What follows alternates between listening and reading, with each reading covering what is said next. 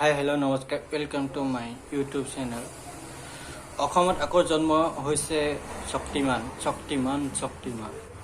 আৰক্ষী প্ৰতিবেদন দেখি আচৰিত হৈ পৰিছে জ্যেষ্ঠ অধিবক্তাসকলে। কেৱল লীনা দলে নহয়, ইয়াৰ লগত বহুত ডাঙৰ হাই প্ৰফাইল মানুহ জড়িত হৈ আছে। মই নক'লোঁ, আপোনালোকে জানিব পাৰিবই কোন ইয়াৰ লগত জড়িত আছে।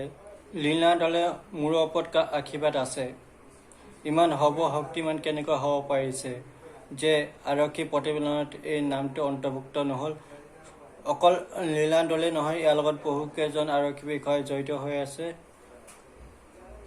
বহুত শক্তিশালী পক্ষ ইয়াৰ লগত জড়িত হৈ আছে। ৰৌ পোৱালি বহুত আছে ইয়াৰ মাজত। CBI বা CDI মুঠতে পুথি খলিহনা ধৰি ইয়াতে সমাপ্ত হ'ব। মই আজিয়ে কৈ দিছোঁ যে CBI CDI যিয়ে ইয়াত যিমানেই তদন্ত নকৰক, জোনমণি ৰাভাই কেতিয়াও শান্তি নাপায়, ন্যায় নাপায়। কাৰণ ইয়াৰ লগত বহুত ৰাজনৈতিক আশীৰ্বাদ আছে, বহুত ডাঙৰ ৰৌ পোৱালিৰ লগত জড়িত আছে। কেতিয়া জেৰা কৰিব আৰক্ষী অধীক্ষক লীনা দলেক? যদি অপৰাধীক কৰায়ত্ব কৰিব নোৱাৰে, এই ভেকু ভাওনাখন ইয়াতে সমাপ্ত কৰক। এনেই টাইম পাছ কৰি লাভ নাই ইয়াত। সঁচাকৈ ইমান ডাঙৰ নাটক আজিলৈকে দেখা নাছিলোঁ। ভাল লাগিল এইখন নাটক চাই। আমি আগলৈকে এনেকুৱা নাটক বহুত দেখিবলৈ পাম। CBI জেৰাত হাছিনা বেগমে বহুখিনি গুৰুত্বপূৰ্ণ কথা কৈছিল। লগতে 17জনকৈ আৰক্ষী বিষয়াৰ নাম CBIক অৱগত কৰিছিল। এতিয়া পৰৱৰ্তী সময়ত কিমানখিনি CBI তদন্ত আগবাঢ়ে, আমি আশাবাদী। CBIৰ ওপৰত শেষ ভৰসা। CBI কি কৰিব দেখা যাব, সকলো ৰাইজে জানিব।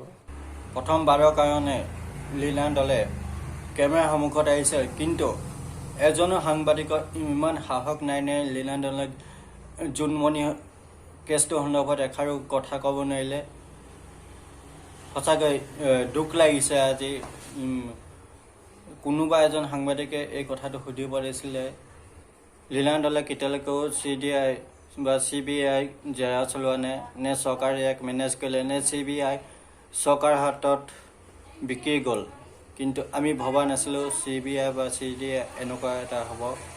আমি ন্যায় বিচাৰিছোঁ, মাত্ৰ জোনমণি মাতৃয়ে ন্যায় পাওক, অসমৰ জনতাই ন্যায় পাওক।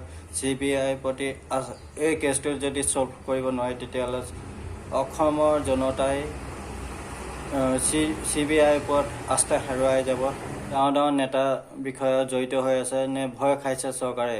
ইয়াত যিমানখিনি চৰকাৰে গুৰুত্ব দিব লাগিছিলে, আজিলৈকে সেই চৰকাৰে একো গুৰুত্ব দিয়া দেখা নাই। আমি CM ডক্টৰ হিমন্ত বিশ্ব শৰ্মা এই কথাটো অলপ গুৰুত্ব দিয়ক। অসমৰ জনতাই আপোনাৰ ওপৰত আস্থা আছে, কিবা এটা কৰক, বিশ্বাস আছে, আৰু সেই বিশ্বাসৰ ভিত্তিতে আপুনি এই তদন্তটো অলপ গুৰুত্ব সহকাৰে লওক। আপুনি যদি একো নকৰে, এই কেছটোৰ কথা যদি একোৱে আপুনি ৰাইজক নকয়, তেতিয়াহ'লে আপোনাক কিন্তু ৰাইজে বহুত বেয়া পাব। অসম পুলিচৰ লাজ লগা নাই নেকি? আৰক্ষী শত্ৰু হৈছে। অসমৰ জনতা আৰক্ষীৰ ওপৰতে নিৰ্ভৰ কৰে, আৰু সেই আৰক্ষী পূৰা আস্থা দিয়া নাই। কোনো যেনেকুৱাখিনি যিমান কৰিব লাগিছিল, যিমানখিনি পুলিচে CBIক সহায় সহযোগিতা কৰিব লাগিছিল, সেইখিনি আজিলৈকে কৰা দেখা নাই। সাধাৰণ চু এটা ধৰোঁতেওচোন ইমান পুলিচে ইমান তৎক্ষণাত ইমান ফাষ্ট চুৰটোক ধৰি আনি জেলত ভৰাই, আৰু সেই পুলিচে আজি জোনমণি কাণ্ডটোক আজিলৈকে একো হোৱা নাই। CDIটো জোনমণি ৰাভাক আৰু ৰুণা নেওগক জেৰা কৰিবলৈ নামাতিলে। বৰ্তমান এতিয়া CBI যদি নামাতে বা মাতিলেও যে তেওঁলোক নাহে, তেতিয়াহ'লে এক ৰাজনৈতিক খেল, আৰু আমি সকলোৱে গম পাই যাম এইটো ৰাজনৈতিকভাৱে ইয়াক হত্যাকাণ্ড কৰা হৈছে। ৰাজনৈতিক কাৰণত হত্যাকাণ্ড কৰা হৈছে। অতি সোনকালে সুমিত পালক গ্ৰেপ্তাৰ কৰিব লাগে। সুমিত পালকৰ লগত যোনকেইজন হেণ্ডিমেন আছিলে, সেইকেইজনকো গ্ৰেপ্তাৰ কৰিব লাগে। অসম পুলিচৰ অতি সোনকালে গ্ৰেপ্তাৰ কৰিব লাগে, আমি সেইটোৱে বিচাৰোঁ। লীনা দলে CMৰ অতি ঘনিষ্ঠ হয়, সেইবাবে হাৰি যাব নেকি? বহুত হ'ল এতিয়ালৈকে ভেকুৰ ভাওনা। এতিয়া বৰ্তমান ৰহস্য ফাদিল হ'ব লাগে, আমি সেইটোৱে বিচাৰোঁ।